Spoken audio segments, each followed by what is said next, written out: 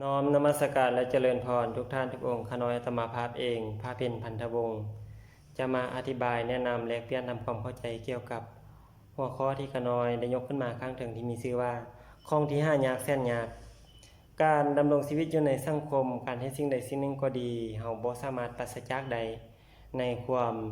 ยุ่งยากหรือความลำบากเพราะความลำบากได้นำพาเราไปสู่ความสำเร็จการเฮ็ดสิ่งใดสิ่งหนึ่งย่อมผ่านผ่าอุปสรรคผ่านผ่าความลำบากผ่านผ่าความยุ่งยากก่อนจะได้สิ่งเหล่านั้นมาแต่มีบางครั้งมีบางเทื่อเฮาเฮ็ดบางสิ่งบางอย่างก็ได้มาโดยง่ายๆแต่สิ่งเหล่านั้นก็บ่สามารถมีคุณค่าสูงมีราคาสูงเท่ากับสิ่งที่เฮาได้มาโดยความลำบากเพราะสิ่งเฮาเฮ็ดด้วยความลำบากมันได้สั่งสอนให้เฮาได้เข้าใจเกี่ยวกับชีวิตเข้าใจเกี่ยวกับธรรมชาติได้ดีกว่าสิ่งที่เฮาเฮ็ดได้มาโดยความง่ายครูบาพยายามทำความเข้าใจว่าในชีวิตของเฮานี้มีสิ่งใดอีกบ่ที่ห้ามมาโดยความยุ่งยากลำบากพยายามคิดพยายามตึกตองจึงทำความเข้าใจได้ว่าสิ่งที่5ได้ยากแสนยากในชีวิตของคนเฮานี้มีอยู่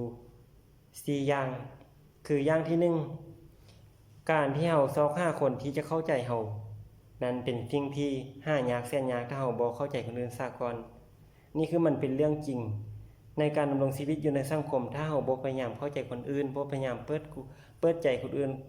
เปิดกว้างเข้าหากัน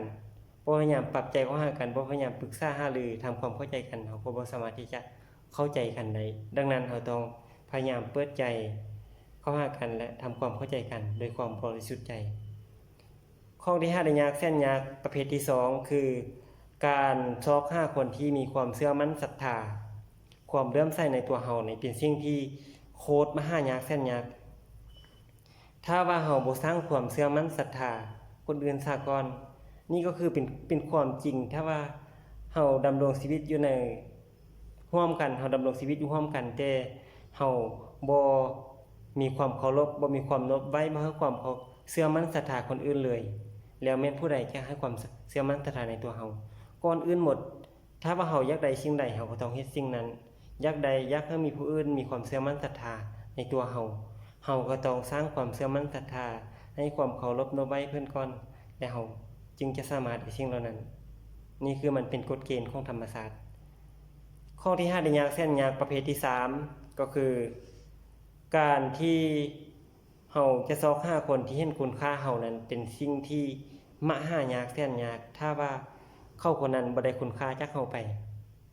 นี่คือมันเป็นเรื่องจริงเฮาจะเห็นอยู่ในสังคมคือมีบางท่านบางคนที่เป็นนักเขียนหรือว่าเป็นนักเว้าโดยพื้นฐานแล้วเขาเจ้านี้บ่มีผู้ใดเห็นคุณค่าของเขาเลยแต่ว่าเวลาผ่านไปเขาเจ้าได้สร้างผลงานออกสู่สังคม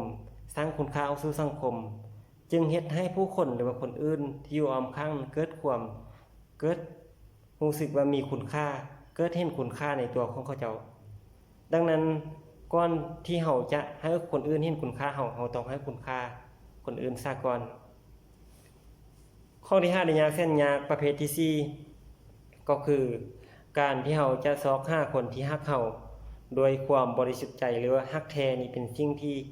ฮักแท้เหมือนพ่อแม่ของเฮานี่เป็นสิ่งที่บ่มีเลยถ้าว่าเฮาบ่เปิดใจบ่ฮักผู้อื่นด้วยความบริสุทธิ์ใจซะก่อนนี่คือมันเป็นเรื่องจริงของธรรมชาติอยู่แล้วถ้าเฮาบ่ฮักผู้อื่นด้วยความจริงใจบ่ฮักผู้อื่นด้วยความบริสุทธิ์ใจความฮักเหล่านั้นก็บ่สามารถที่จะเป็นความฮักแท้หรือความฮักเหมือนพ่อแม่ได้ซึ่งอาจจะเป็นความฮักปลอมหรือความฮักแบบลบมากลบพาความฮักเพื่อหวังผลกำไรแต่คนเฮาทุกคนสามารถที่จะมีความฮักอย่างบริสุทธิ์หรือสามารถที่มีความฮักโดยแบบพ่อแม่ได้ถ้าเฮาเปิดใจเข้าหากันถ้าเฮาทำความเข้าใจกันดังนั้นแล้วในการดำรงชีวิตอยู่ในสังคมเฮาควรมีความเปิดกว้างเปิดอกเปิดใจในการเรียนรู้ในการเรียนรู้สิ่งใดสิ่งหนึ่งถ้าว่าเฮาอยากได้สิ่งใดสิ่งหนึ่งในชีวิตถึงสิ่งนั้นเป็นสิ่งที่ยากแต่ถ้าว่าเฮาเปิดใจที่จะมอบสิ่งที่ดีงามสิ่งเหล่านั้นให้ผู้อื่นแล้วเฮาจะได้สิ่งเหล่านั้นตาม ตามความบริสุทธิ์ของใจเฮาเองเพราะว่าบ่มีสิ่งใดที่ยุ่งยากเกินไปหรือว่ายากเกินไปในชีวิตของคนเฮาทุกสิ่งทุกอย่างถ้าเฮาเฮ็ดด้วยใจเฮ็ดด้วยความบริสุทธิ์ความยุ่งยากเหล่านั้นอาจจะกลายเป็นสิ่งที่เรียบง่ายและความเรียบง่ายเหล่านั้นจะนำพาเฮาไปสู่ความสุขก็นมัสการและเจริญพร